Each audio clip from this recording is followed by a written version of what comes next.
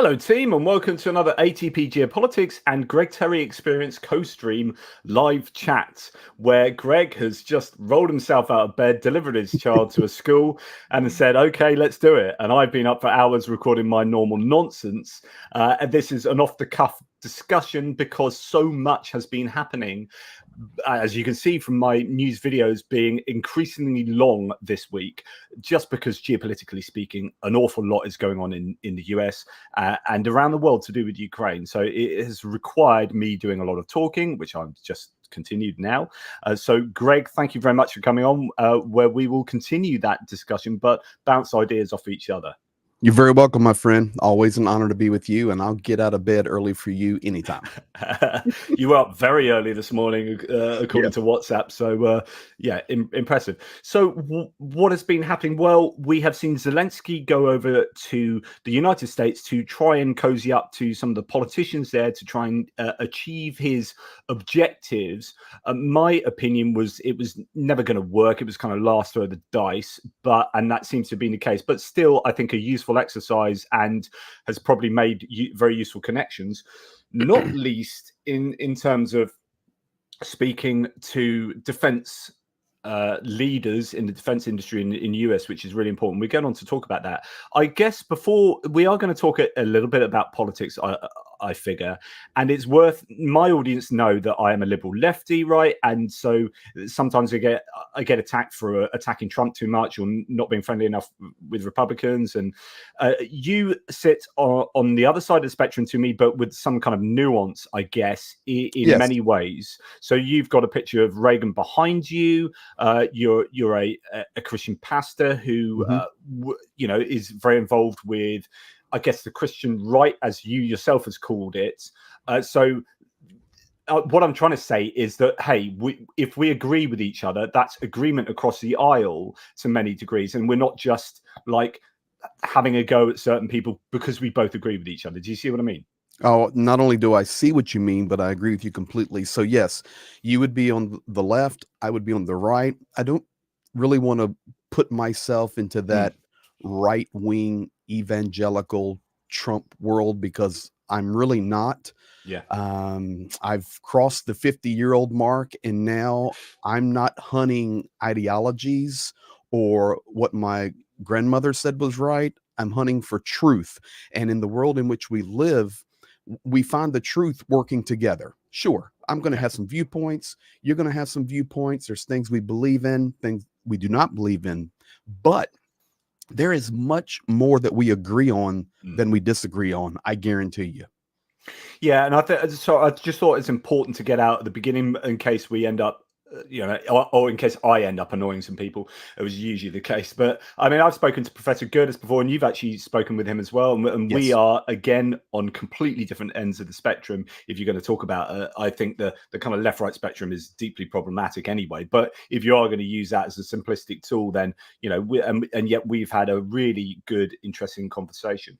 So now to get back to what has taken place in the US, what's your read on what he was realistically hoping to achieve, Zelensky, and what was achieved, and how he was greeted, so on and so forth? Okay, so pretty simple here. It was very important. Let's back up a couple of days. We all know that Zelensky first went down to the inauguration in Argentina. And I do not know if you saw the video or not, but Johnathan, he actually had a face-to-face conversation with Viktor Orban down there. So that's step one. That's really good. A president in the middle of a war trying to stand for his nation in truth makes a run down to a presidential inauguration. For sure, he knew Orban was going to be there. That was nice. And they were seated like two away from each other. And I don't know whether that was Millet's team or whatever going, oh, we could have an interesting little contretemps there. And they were, and they talked to each other very frankly. I mean, there's been no translation of or lip reading about what was actually said. But man, I'd like to have been a fly on that wall. It was one thing we do know is it was direct. Yeah. Zelensky's eyes were piercing into that man's eyes. So we'll see what comes of that. So that was very important. We do not need to overlook that. Can I add Secondly, to that, Greg? Sorry, yeah. because something else that came out of that is that there's going to be a Latin American conference that Milei has put in place to talk about support for Ukraine. So that is interesting. There's going to be some kind of meeting of heads of state, or I don't know, dignitaries or whatever in that area. You know, global South over South America.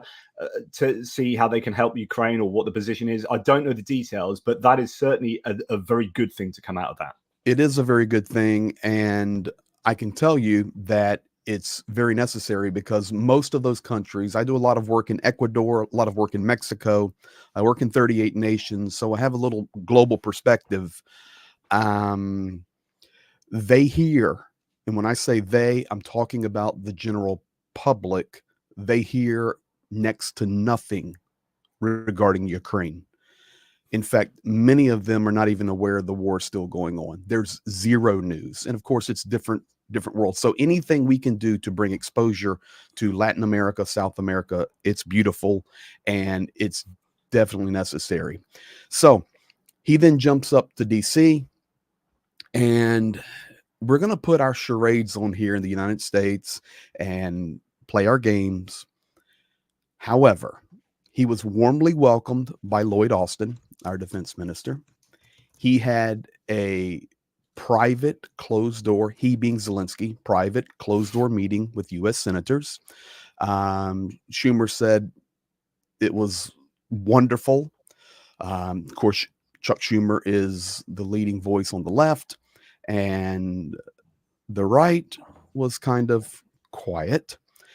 This morning, when the talking heads began to discuss the results of this, there's very little movement. So Zelensky met with the senators. He then met with Joe Biden. And yes, $200 million of aid drawdown coming, including HIMARS, artillery. There was a couple of other things there that was in that $200 million package. But in reality, you know, it's just a token. It's a token gift saying, go at it. We're still standing with you. Now, when you and I were talking very early this morning, it was, there's a nuance that I paid attention to. And that was 1 year ago, Zelensky heard the words from Biden, we will stand with you until the end. Now, fast forward to yesterday, and the words were, we will stand with you until we no longer can. And please, I know a lot of guys in here are not Americans and a lot of European viewers. Those words are written for President Biden. It's not him talking, okay? And I'm not a conspiracy theorist, but there are people that are behind all heads of states that are helping them with phraseology, with text, with speeches, and we need to really pay attention to that. Yeah, words definitely matter, and that will not be an accidental slip or a mistake. Yeah, that's very interesting, an important point.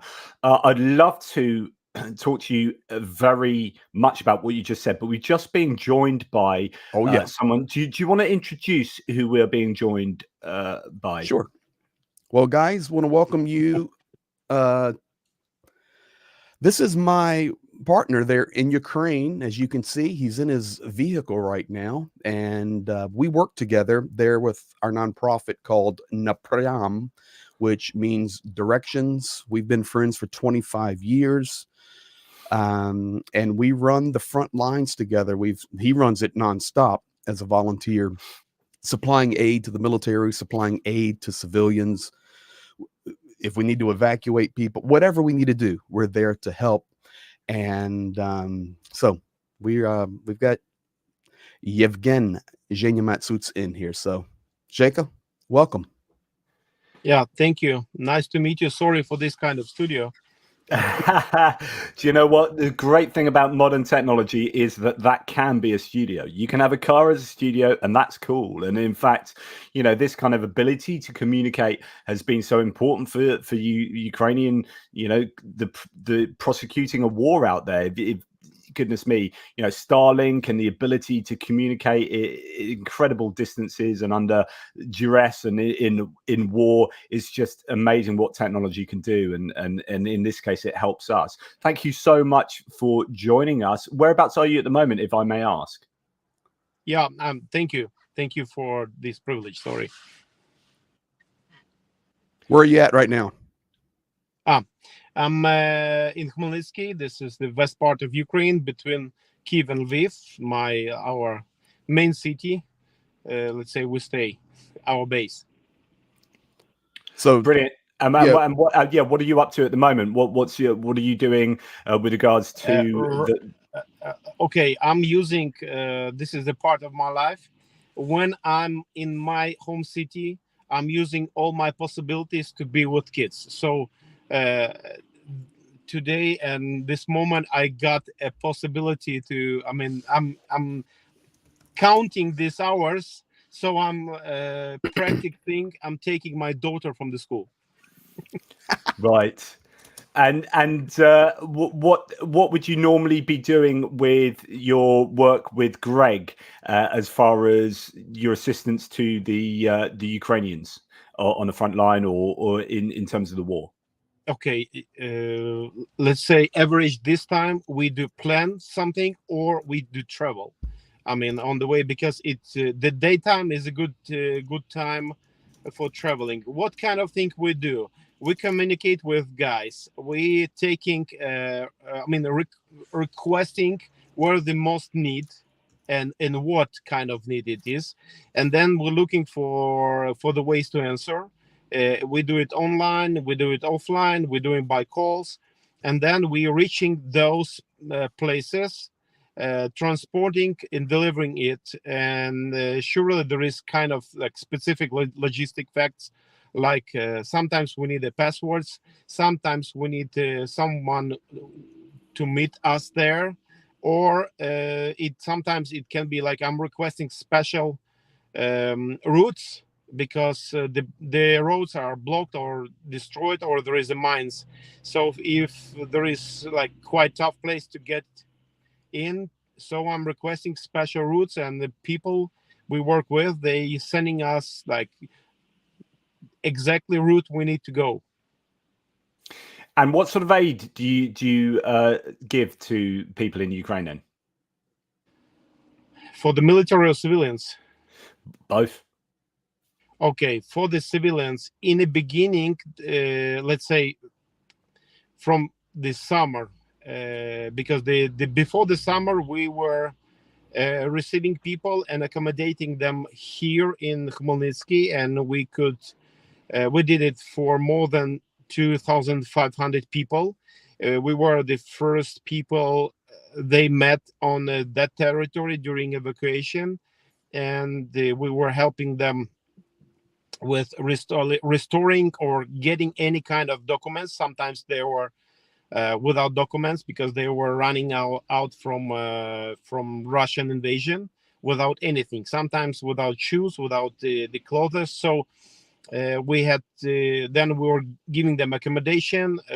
Sometimes it was a first shower during 7 days or 10 days in the dungeons. They were locked outside by Russian liberators, and so it was like first 3 months like that. Then when we're delivering it to people on the east, it was a food sets, usually about 10 kilos, not more, because 8, 10, 7 kilos per pack. Why this weight? Because practically saying sometimes grandma or the woman or old man cannot carry it, and nobody there to help. So they are somehow getting to the place we giving out, or we transporting to their places with someone local person. For the soldiers at this moment, we helping mostly to soldiers, and not much to civilians. But if it's to civilians, then it's places where the other volunteers cannot or doesn't want to go because of the risk. It's just quite too close to the front lines. Sometimes it's 1 kilometer plus about that to the line, like confront line, and surely sometimes we have to be careful with the drones over us, and we check it. Right. So for the militaries, tactical medicine, it's different kind of bandages, it's tourniquets, it's occlusive stickers, and the other stuff like that. And according request, at least, let's say, we connected. So and now thermals, warm clothes, gloves, then power banks. It's regular request a power bank. And now drones, and all about the drones. It means amplifiers of signals. It means special scanners. I mean, other stuff, like what we can. Yeah. So, I mean, that's really important to find out what is needed rather than project your own idea of what they might need and then take that and then just not necessary. But interesting. So that gives the viewers from my side, obviously your viewers, Greg, will know all about this, but it gives my viewers a kind of understanding of what you guys are doing. Let me tag on that 30 seconds, Johnathan, and then we'll roll with you. So what you need to understand is Zhenya's Ukrainian, of course. His father was a propagandist for the Soviet Red Army. I think he was he a major? A major? Yeah, he was a major.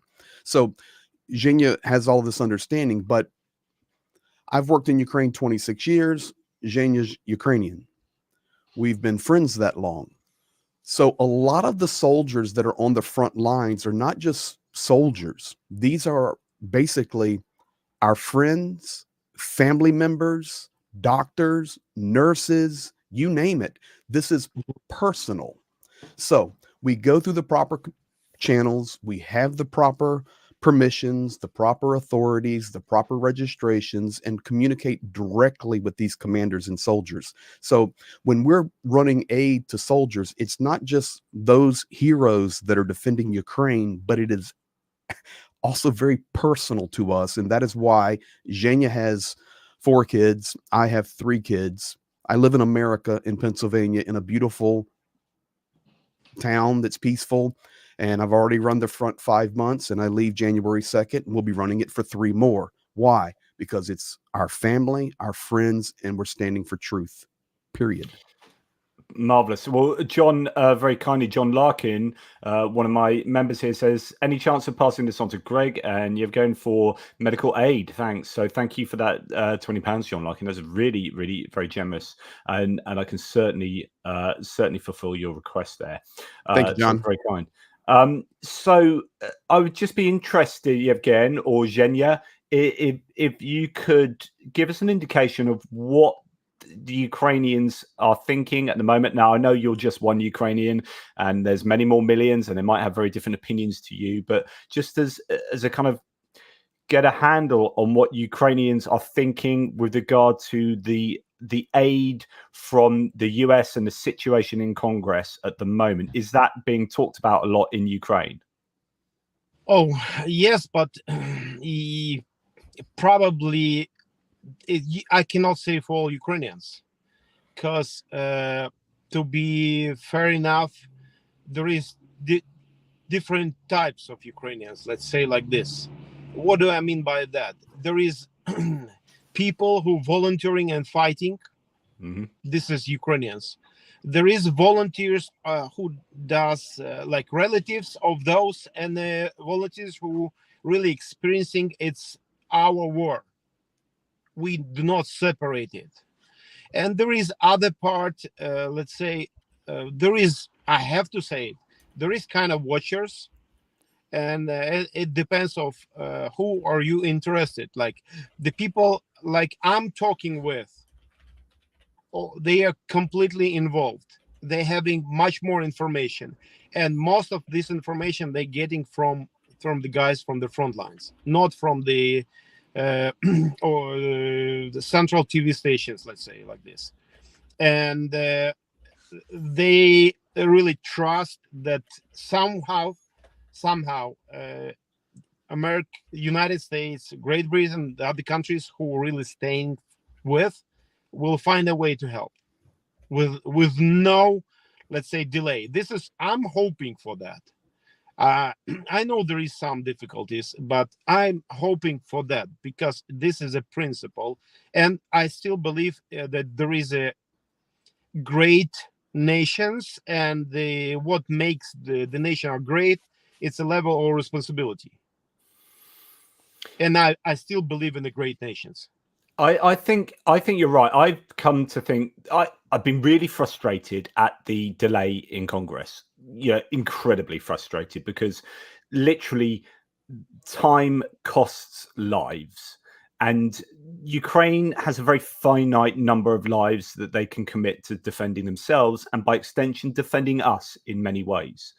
So that annoys me, but I am hopeful that there will be an eventual, proper ending to this, as in the aid will get through at some political cost to one or both of the parties in America. But I think it will happen. It's just frustrating that it's probably going to be another, I don't know, month. It's certainly not going to be until after the new year by the looks of it. And that really irritates me, because I always think of it, first and foremost, I think in terms of morality, of what's good. So therefore, things should happen if they are the right thing to happen. So when I look at Ukraine, I have a very clear sense of a moral compass about what's going on. So if things don't happen that benefits the right side there, then I just get really morally enraged. But I do understand that it's part of a political process as well. And for other people, they don't see Ukraine as important as I do. And I guess that's the thing. So, and you can understand that there are people in America who say, right, the southern border has been this issue. It's been going on for 40 years, 50 years, whatever. It's just more important than Ukraine. And obviously for me, and I tried to explain this recently, people had a go at me. It's like, it's obvious for me as a British person sitting on the south coast of the UK that Ukraine is more important to me than the southern border in the US. So, like, it's obviously the case. Like, I don't live in Texas. It's not an issue I'm not affected by immigration into the US. I am affected by Russian disinformation and by a destabilization of the European political landscape, etc., etc. Sorry, it's a lot of me talking, but yeah. So let me jump in here for a second, Johnathan. I'll say this. I'm an American. Our borders are important to me. Yet, what is happening in Ukraine right now is, I don't want to say this the wrong way, but equal to or more important, because our southern border we can handle at any moment if we can come to conclusion. But we have a window of opportunity to stop Cold War II and to eliminate an evil dictator who thinks that he is Putler #2 and can run the world. That's not our problem on the southern border. We can deal with that if we could come to some agreement in the United States. We're just a nation fully divided right now, and we'll see where that goes. Secondly, in regard to every day that aid is delayed, every day that aid is delayed, whether it's from the United States, Germany, or Timbuktu, doesn't matter, is another day where civilians are killed in Ukraine. Every day. Last night, Kyiv smashed, Odessa smashed, front lines. I'm not telling you anything that's not public information, but we're not advancing anymore. And according to the ground commander of Ukraine, we're actually moving to defensive positions to save our soldiers' lives. And winter is just started. Yeah, so my analysis of the front line would be, and most of my viewers will know this. Let's just bring up the map very quickly, if you don't mind. Sorry, Yevgeny, yeah. I'm just gonna do this. So my idea is that Russia are broadly, and this is yesterday's pin, so ignore them, but Russia are broadly going to be advancing at not a great rate, but they will be advancing in pretty much most of the front line apart from Dnipro. So Dnipro River, as far as I'm concerned, is the only place where I think Ukraine are concentrating on trying to attack, and everywhere else they have a defensive stance, although I think it's very difficult for the Ukrainians in the Dnipro to make many more advances there without, I don't know, I just think it's really difficult. Although apparently they do have more control over this area of Krinky than was previously thought. But it is difficult pretty much everywhere else. However, as I've said a number of times recently, I don't think land is that important at the moment.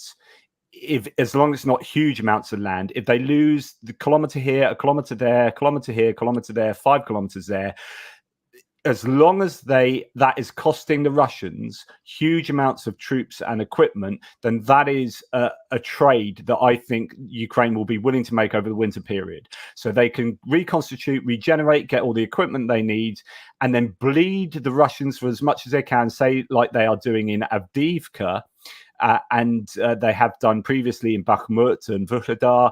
Then I think that don't worry too much about there being maps covered in red pins and Russian movement, as long as it's not massive and the Ukrainians can do that in a sensible kind of operational withdrawal. They just need to have the ratio of losses to the benefit of Ukraine. It's enough, and that should be okay. So sorry, that was my tuppence, my thoughts. Excuse me, may I enter a minute here? What is the huge difference for Ukrainians and with the time when we talk about the time and delays? You're absolutely right about we paying these minutes and these hours. It's the lives we living lives are we paying as Ukraine by best people in the world. My personal thing, like my position, that they are best people in the world right now on the front line, and it's nothing about their character. This delay, this is what Putin wants more than anything. He needs time. He needs time, and right now he's thousands of Russian occupants are dying. We call it like mid storms, just to get couple places, settlements, cities, which Putin demands to do before the new year. So for him, as a dictator, it's a principal thing. He doesn't care about the price. He has millions and millions of these people. Yeah, I think Avdiivka particularly is something that he's so we've been led to believe. Some Russian sources are saying that Avdiivka is a place where Putin has demanded that there is success, particularly in the run up to the presidential election, and after that, I don't know anything. Avdiivka, Kupiansk. Yeah, I mean, I don't know how realistic it is that the Russians can take large swathes of land, particularly back there in that semicircle behind Avdiivka in the Kupiansk area. Sorry, I've interrupted you, Evgeny, but just to let people know that area behind Bakhmut here, where are we? Over here, so we've got. Kupiansk. I was thinking Kramatorsk.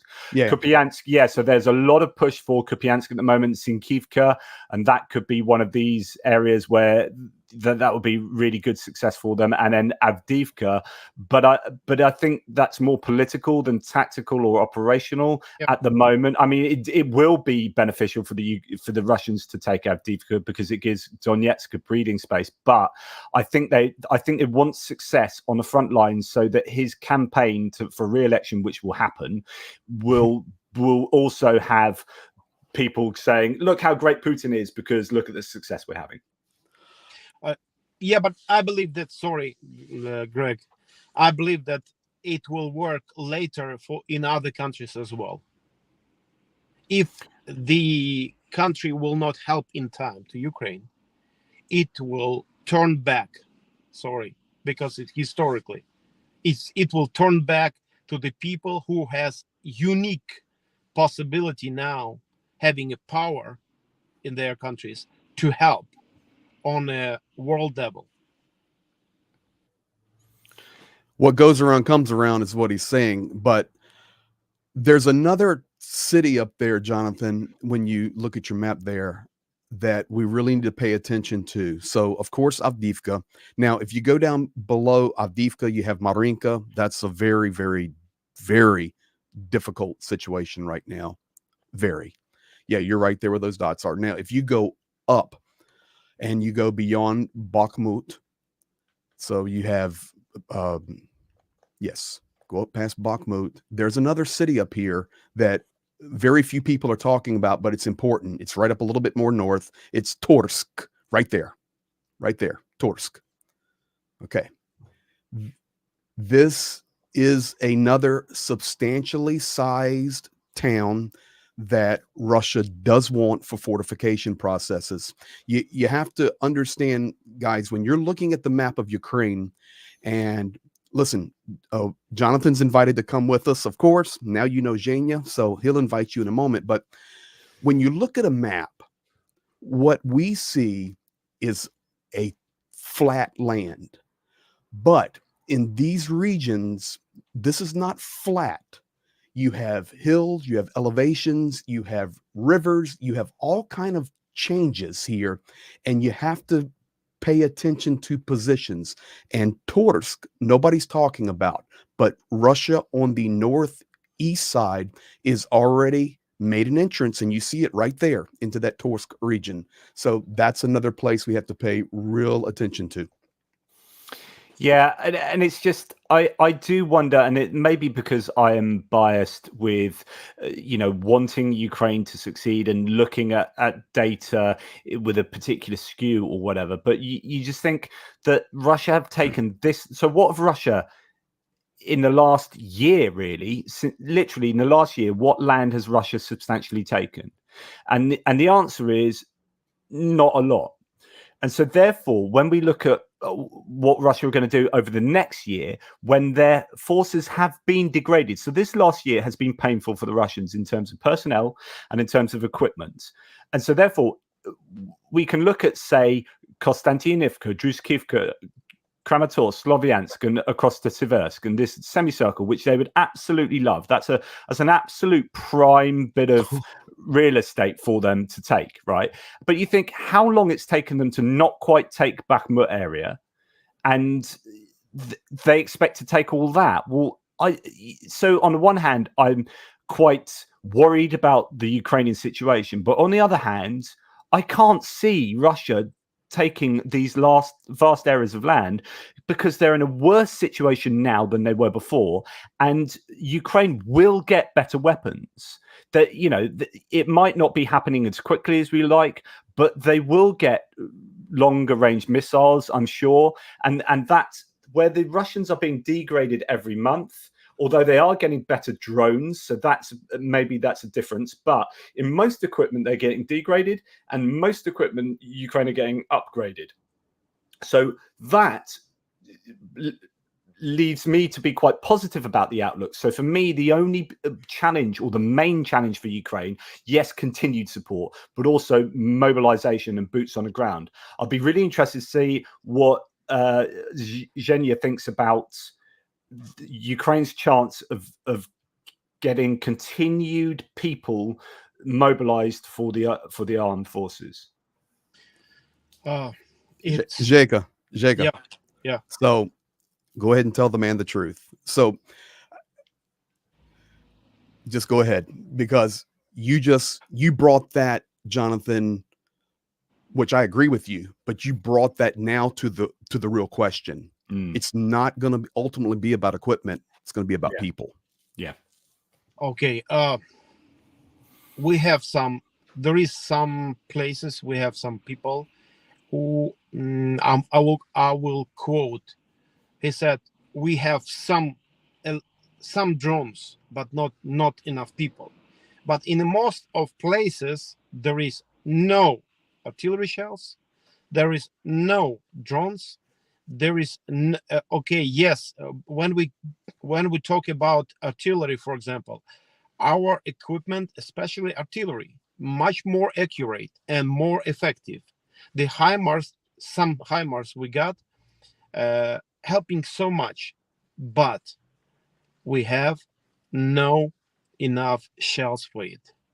And now we will get to mobilization. Now I'll get back. But now the winter, it's a critical time for Ukraine. This is a critical time for Ukraine to get help in time. And when it goes about mobilization, the war is about money. If there is no enough help to Ukraine, to the country, which is smaller, economically weaker comparing to Russia, and Russia were preparing years for this war, and Ukraine didn't. Plus, time to time, our politics were referring to Budapest Memorandum that we trusted world by giving our nuclear. So in the time they will come to help. It doesn't work. Okay, when it goes about mobilization, it really depends how we talk, but does our country will have enough finances to take care of wounded now on this war, take care of supplying army with all needed. And it's absolutely, people knows the reality. This is why sometimes, yes, weaker by character people are really afraid. Plus, we hear this situation. Maybe you doesn't like this picture, but this is a part of not everywhere, but this is a part of. We have this picture. There is soldiers who are ready to fight, but having what to fight with. And when their relatives hears it, neighbors hears it, let's say it creates pressure. Now, yes, let's say mobilization goes with better, with better attitude. I will explain it, with better plans. Now our commanders are having strategic how to make this new soldier more effective. And there is a special protocols which are just starting to use. We didn't have it like in the beginning. Yes, and mobilization goes, and we will have, but we need supply. We need to pay not with the price. We need to fight with technology, having technology. Millions of Russian soldiers and much less of Ukrainians. We need technology. This is the only way. We need the weapon, machines, artillery, aircrafts. Yeah, and I suppose this is where it also comes down to economics, and why there's a lot of concentration on the grain corridor in the Black Sea, because Ukraine, everything's connected. So the winner of any war is the side with the deepest pockets, right? The biggest economy. And so Ukraine needs to be able to stand up on its own 2 feet, as well as having access to the economies of all these allies. In order to stand up on its own 2 feet, it needs to sell what it sells really well, which is grain, right? And agricultural produce, which means that the grain corridor is one of the most important things to allow Ukraine to raise money. And what's the money used for? Well, for operating country, operating armed forces, but it's also now about their own, Ukrainians' own indigenous manufacturing, arms manufacturing. So as someone in the comments just said, they are creating better missiles now, like the Neptune missile and so on and so forth. There's so much. And when you look at what Zelensky did, and this is what I said in my videos this morning, it's so important. And I've been saying this for weeks, that they need to be able to get their own industries working, but also appeal to other countries' industries. So if you want Americans to get on board with you, either the lawmakers, the politicians, but also the population, Ukraine is not going to do that with a moral argument anymore. That's already been made. It's been done. And if it's not going to work any further, when you part that, it's obviously the Ukrainians are the good guys, Russians are bad guys. But if that's not going to convince you, how about more jobs, more tax, tax pays for services in your local state and area. Well, if you are producing ammunition and equipment for Ukraine, and we are spending money on American soil, on American products, then that benefits you. So that's what's really important. Zelensky went to America. He spoke to all the politicians, but who else did he speak to? All the defense industry leaders to say, we need your help to invest in here, and that will also put jobs on in your states. And so this is what we are seeing now, which is people like Czechia has just said 4.7 billion euros worth of contracts that they are going to give out, licenses they're going to give out to their defense industry to support Ukraine. It's not our cupboards are bare. We're not going to give extra stuff anymore. That's done. We now need to invest, literally stimulate our economy by helping Ukraine. And Johnathan, before we go back to Zhenya, that message is spot on, especially to the American people. But trust me, and I'm sure there are some Americans in here, especially on my stream, that is not being communicated that way to the United States citizens. It is changing, but yeah. It is changing, but it's very difficult to find truth right now in regard to Ukraine in the United States. And that's a fact. Yeah. Yeah. And, it's kind of frustrating because the old Reaganism, Republicanism, as someone says here, you'd think Republicans would get behind this. 30 years ago, it would have been a no-brainer. It would have been the Democrats that would have gone, well, I'm not too sure about the war. So there's this weird change that has happened. That is 100% accurate. 1,000,000% accurate. Yes, sir.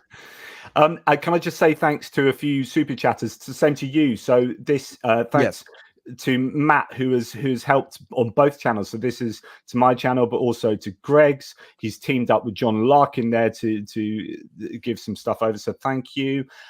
Thank you also to Mark Bizq, who on both channels has been super generous. As my wife's family is in Ukraine, your work is immensely appreciated. That is to you. Greg. Appreciate that, Mark. And if your wife's family needs anything, you send me a message. We'll take care of them. I promise you. I also had a message over on mine from John Larkin, said, can you please show me the King Raccoon notebook? So, Johnathan, I have logged the entire war and streamed from day one. Zhenya and I were actually live when the war, or this phase of the war, broke out, the invasion, and we've been nonstop ever since. So I've documented from day one with my notes and the live streams, but my last notebook ran out, and King Raccoon, actually one of your subscribers who found me, sent me £5 British and said, man, go buy a new notebook. So there you have it. There's the King Raccoon notebook. So. Nice. Excellent. Nice one, King Raccoon. Yeah.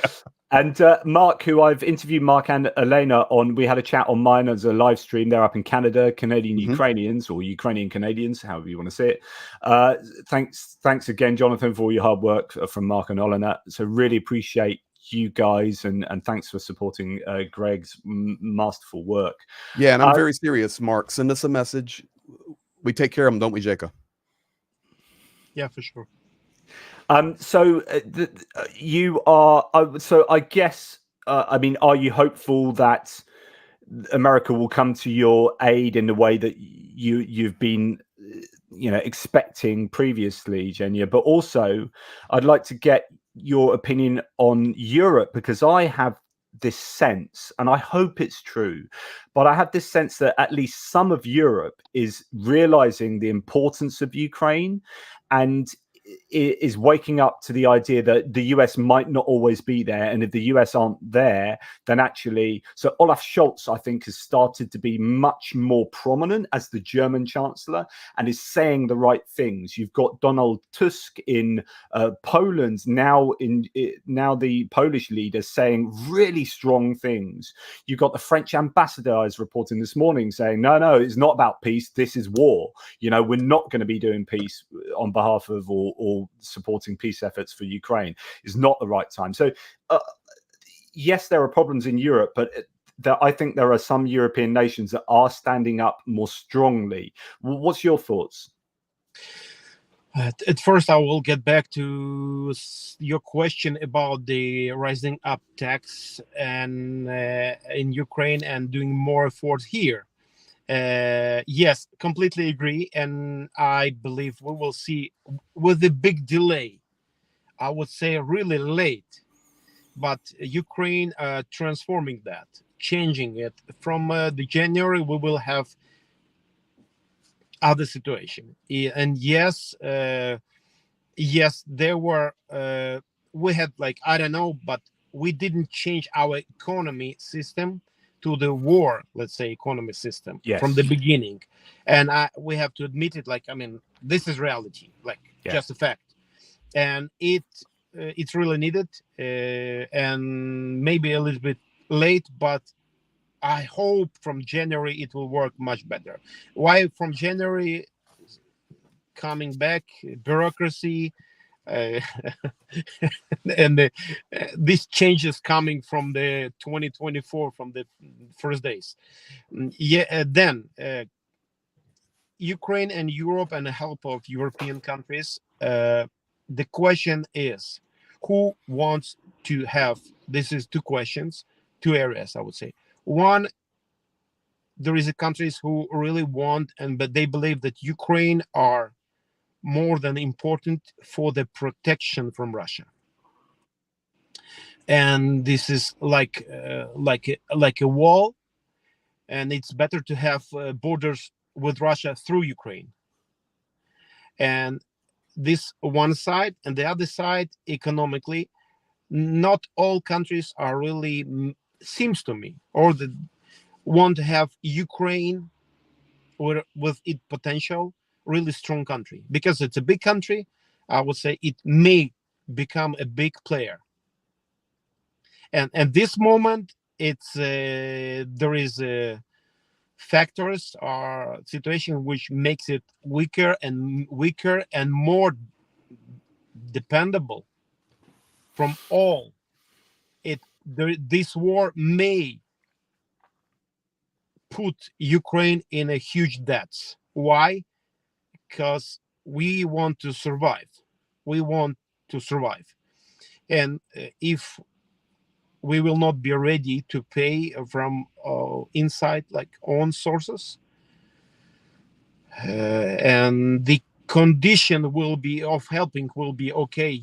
We will give it, but then you will pay later. Then Ukraine may get to the critical station. Yeah, so in English, there's a saying: "There's no such thing as a free lunch," which means that at the end of the day, people are helping Ukraine, but it's not charity.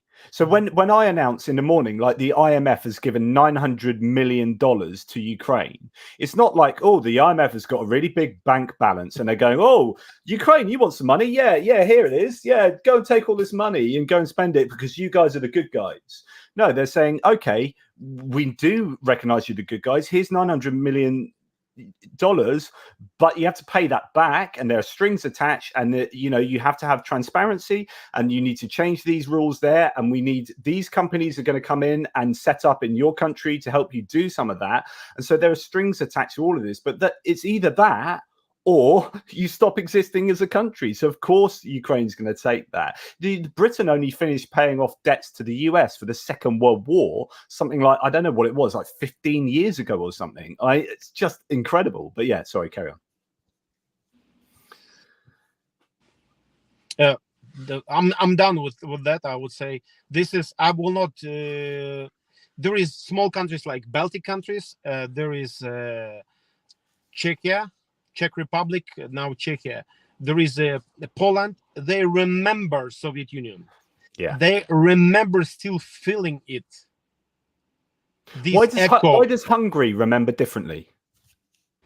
To be honest, I don't want to touch Hungary now at all. Sorry.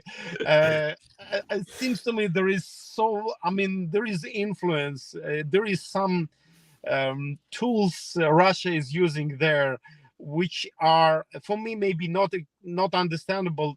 To the completely, but it's obvious. I don't know how it's possible. The member of NATO, the member of EU, and now like works for EU or like for NATO. Yeah, so there are obviously cultural historical differences between Hungary and many of the other nations, and those Balkan states. You could put some of those. Serbia has a lot of Russian influence still involved in the nationalist movement in Serbia. That's a bit of a worry for Ukraine. In fact, I've got this picture that someone created for me that I showed this morning in one of my videos, but I think it's worth having a look at because, sorry, no, here we go. No, wrong. I can't do the one I want. It's there. Yeah. That's what I wanted. There. Right. Beautiful. So it's the idea that Ukraine is surrounded by countries that are actually quite problematic for them. You've got Transnistria, you've got Serbia, you've got Hungary, you've got Slovakia now, you've got Lukashenko in Belarus, you've got obviously Russia, and elements in the rest of the other countries that are pro-Russia as well. And it's almost like this board game, this Cold War board game of like which countries support one side. It's like we've got two sides. We've got BRICS, Brazil, Russia, India, China, South America, but really China and Russia, and the Western world and NATO and the EU and Australia and Japan and South Korea. We've got these two sides, and it's this simplistic idea that actually you got to pick a side, and which side are you picking? And sadly enough, there are some countries that are so wrapped up with the Russian influence that they are picking what I would describe as the wrong side. You see on that map there as well, the big country right in the middle of all of that is Poland. And it's appearing that the new Prime Minister, Donald Tusk, is saying the right things in regard to Ukraine. So that's refreshing. That's really good. But, I would even add to that map, and I know you're looking at it from the European perspective there, but if I continue to even wrap around, I go down into Turkey and I'm going, okay, where is Erdogan really at? I know he's in NATO, but yeah, he goes to Sochi and calls Putler one of his dearest friends in the world. And then you can come over to the conflict in Armenia and Azerbaijan, and then you can wrap right around to Iran, who supplies Russia. Yeah. So and then Georgia, which is an interesting place, because on the one hand, I said this morning, the one hand, the Georgian public, I think, are very supportive of Ukraine. And you look at the highest number of casualties for non-Ukrainians in the war is Georgians, and then Belarusians, interestingly, for those that volunteered to help Ukraine. But so Georgia is an interesting one, where the politicians, or at least the Georgian Dream Party, are becoming increasingly pro-Russian, but the general public have slightly longer memories and are broadly more pro-Ukrainian. Although again, that's a simplistic view there, but it's complicated in a number of places for sure. And your guest here from Ukraine tonight, I remind you, his father was a major responsible for propaganda in the USSR. And if I remember correctly, Jaka, you lived in Georgia as a small boy, born in Ukraine, lived in Georgia. Yeah, till 12. I remember it very well. Interesting. Yeah. So, it is this new Cold War 2.0 era that I honestly think we are entering again. This war has reignited old feuds and is separating, polarizing the world into two camps. And the question is, so when you look at places like the Middle East, when Putin goes and visits Saudi Arabia and UAE, you have to pay attention. That's bloody important that he's going, these are producers of oil, huge producers of oil that have OPEC candidacy. They pull a lot of strings, Saudi Arabia and UAE, and they're spending a lot of money on defense. Interestingly, Saudi Arabia spends a lot of money on UK companies on defense. But there are things going on in the world that we need to pay attention to, because I think it's falling into this new version of the Cold War. I don't want to scare people. No, it's remember, we're hunting for truth, and that's the truth. That's where we're at. I still come back, and there may be folks that disagree with me, and that's okay. But I come back to even early moments in the war when and I'm going to mention a name here, Johnathan, so I don't know which way you go with this, but I appreciated what Boris Johnson did when he would at least come walk through the streets in Kyiv with Zelensky and be with the people, and the bombs would drop and he would hop off the train. That's the kind of leadership that, like him or not like him, he was bold with his statements, and that's the only thing that Vova Putler understands. That's the only thing. He's not. He actually backs down from strength, and it's interesting you say that because. And I'm no fan of Boris Johnson, but I totally agree with you, and I think he did a really good job with Ukraine. In fact, he probably did that more so because he was in a lot of trouble domestically at home with politics, and here was something that he was really strong on, and people were loving him. People were making croissants of him in like Kyiv and whatnot. So yeah, he was like, right, I'm going to go all in on that, and credit to him. There's the Ukraine, the latest podcast, which is a Daily Telegraph podcast in the UK that's still going. It's the biggest podcast ever, and it's on the Ukraine war, and it's really strong support of the of Ukraine. But they were talking yesterday. They had one of their Telegraph journalists is based in Brussels, and he was saying, I've been speaking to X, Y, and Z, and there's this sense in Europe that they need a unifier for Ukraine, rather like Boris Johnson. So at the beginning of the war, Europe came along because Boris Johnson said these things, and that gave Europe the permission to do so as well. And now we've got Rishi Sunak, who isn't very strong on stuff like that. He's a bit of a kind of schoolboy. He's not good on foreign policy. There were people in Brussels apparently saying we need Rishi Sunak to do that like Boris Johnson, but he's not the kind of guy. So then they were saying, well, perhaps this is a job for David Cameron. He was a previous prime minister. He's now the foreign secretary. Can he be a unifier? But I think there needs to be some big personality person that I don't know that Emmanuel Macron is that person. He's too divisive in France. I don't think Olaf Scholz the charisma is there for him. You need a charismatic person to stand up and say, I am going to fight for Ukraine and I am going to unite European leaders. And I want to stand up and give you a standing ovation. That's the best statement we've made since we began streaming 56 minutes ago. We need leadership to stand up against Putin, because as long as people like Donald Trump will say trash like this, and I have Reagan picture back there, guys, so don't slam me. But, when I get back in the presidency, it'll take me about 24 hours and I'll give old Vladimir a call and end this war and everything will be okay. So we either have that or we have Joe Biden, who's doing what he can do, but really he's very old, very senile. Don't mean to interrupt, but just to agree with you there, like Biden could be the person to do that I've just said, but he is too old. Yes. And I don't think he, like, when you listen to him speak, he says the right things, but actually he stumbles over the rhetoric quite a bit. And it's little things like that. So someone, and I know this is me interrupting again, but someone just said, Brian Ivey just rightfully said, I think the Italian PM, so Giorgia Meloni, has been inspiring. The Baltic states have been inspiring. Yeah, but there's an interesting, I don't know who I was talking to, but it might have been just on one of my videos, and reacting to this idea that, sadly enough, if you don't speak English as your first language, you are at a disadvantage to appeal to a wider world. So whenever you hear someone like Giorgia Meloni speak in public, it is a translation of what she says, and it's either subtitles or it's a voice speaking over, and that struggles to have purchase internationally.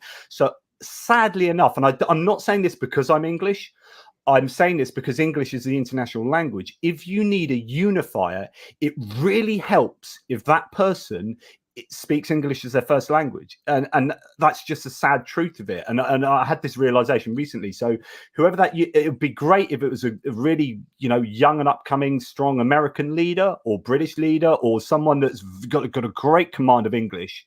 But I don't see any of those people around at the moment. Sorry, I did interrupt. No, Jacob, what's your thoughts on that? The English. I would give my thoughts about leaders. This is, we have saying in Ukraine, holy place cannot be empty for long. Which means where there is no leadership, the other opposite, someone will take this place. This is what we have in the world at this moment. Yes. So like we, so many, I mean, I'm not a professional, just simple person, but seems to me Russia bought countries, made them dependable, made them, I mean, put them under the pressure, took their freedom, economical freedom, I don't know, different kind of freedom. And now not so much leaders are standing up and say, okay, I have to admit and say it, we depend on Russia. Not much are saying that. And this is why 600 billions a year Russia gets a year from who? From not straight, but like opponents or enemies. Why? We still have it. So who is paying for this war? European countries. Well, the U.S. House just voted yesterday to ban the imports of Russian uranium. Yeah. The United States imports 12% of all Russian uranium through 2022. So they put a bill to stop that, but they've been paying it up till now. And now it has to go to the Senate. And European hydrocarbons, we're paying for oil and LNG still. But the problem is you can't just turn off things like that. Agreed. Because then suddenly you don't have energy, right? So you have a vacuum. This is difficult. It's really easy. I've said this a number of times. It's really easy for me to go, I can't believe Spain and Belgium are still importing all this LNG from Russia. But you've got to get it from somewhere, or it's a slow transformation of changing your energy makeup. And so it is difficult. But it's moves like that that are so important that hopefully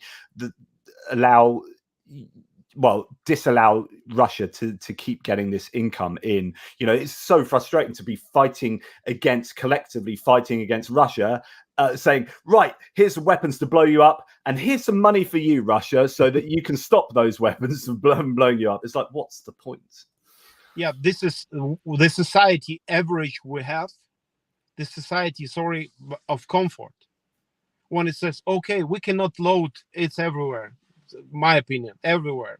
We cannot make any percent, of the fee, or we cannot pay a little bit more for the gas because it's not good for us. Let's buy it from Russia. But I did stop on the leaders who at least could admit it and say, okay, this is why we need new leaders who will be ready to get this new challenge and be quiet and lead. And then you have the other problem is that when you have these democratic elections to elect new strong leaders, that Russia are meddling in those elections. So that Russia are meddling in the British elections, in the French elections, in the German elections, in the American elections. We know the disinformation is rife in the Baltics. It's just such a challenge. And it's not to talk about Serbia, not to talk about Slovakian elections that just took place where Russia is massively involved. It is this fight that we're having not only on the battlefields of Bakhmut and Avdiivka, but the battlefields of our minds over the Russian influence of the narratives. And it's just, I think it's this realization that this is the new era we're in, to return to the Cold War 2.0, that we are all fighting this, whether you realize it or not. We're in this war. Yeah. You remember it was Putin and Xi Jinping just a few months ago talking about the New World Order. And I don't want to take it down a conspiracy rabbit hole, but basically an adjustment from the world of the West to the world of the East and our standards. So we're right there. But that's the point of BRICS. I mean, that's the whole point of Brazil, Russia, India, China, South Africa, where they've also offered Saudi Arabia, a number of other nations. I don't know if UAE's in on that, and a number of these other, Iran maybe. You're like, this is an axis of evil, or like a group of people that are super, super important, and they are trying to move they don't want the dollar to be the international currency. They don't want America, the US, to be the head of the global hegemony, the global supreme power.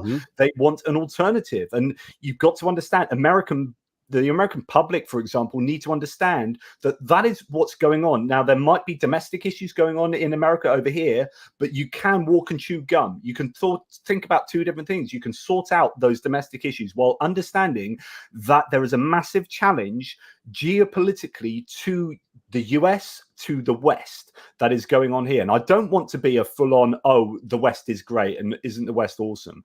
That's not who I've been all my life. But there is definitely an existential challenge to our way of life that is being fought at the moment in Ukraine. But don't think for a moment it's not being fought virtually elsewhere, and it won't go beyond Ukraine if Ukraine don't prevail. I would say it this way, in agreement with you. This is a war. And I saw somebody's comment in your chat there that says, unfortunately, this isn't a Cold War right now. This is a hot war. Yeah. Sorry. Very good point. Very good point there. Fifi. And it's a war of values. It's a war of civilization. It's a war between the past and the future. That these are the things that we're facing, and we have to face them together. Yes, Putin invaded Ukraine, but folks, if the world is that narrow-minded to think that this is just a regional conflict over Novorossiya or an ethnic language, you're clueless. This is exactly what Putin has been preparing for decades. This did not start in February of 2022. This started even back in the 90s as a preparation, the transition to Putin, the transition to the leadership that's now in place. It's been happening for decades. And unfortunately, the world's struggling to catch up to that understanding. It's reality. The other thing I would just say, in terms of elections in our own home countries, wherever you guys are around the world, viewers, is that just be warned, and this is not to say that these issues aren't important on their own, but whatever divisive issue you have in your country, whatever that might be, whatever disagreement you see in the papers or amongst your politicians, that will be hijacked by Russia.